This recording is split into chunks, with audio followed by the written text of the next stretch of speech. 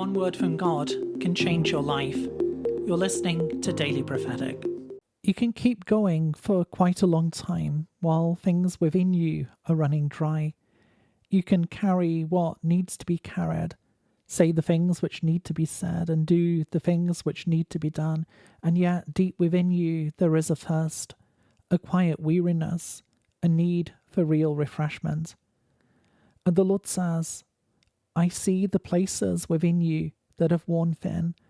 I see the places within you that are thirsty for life, the places within you that need my life-giving presence. Allow me to bring my refreshment to you in this day. Allow me to bring streams of living water to you. For I am the Lord who loves you, the Lord who takes care of you. Receive my refreshment, receive my peace. Receive my gift of life again and anew in this day, for I am the Lord who is with you. I fill you again, I fill you anew, for I am bringing my life-giving water to you, the water and refreshment that flows from my heart. To receive a personal word, click on the link in the top left of the screen or visit requestword.com.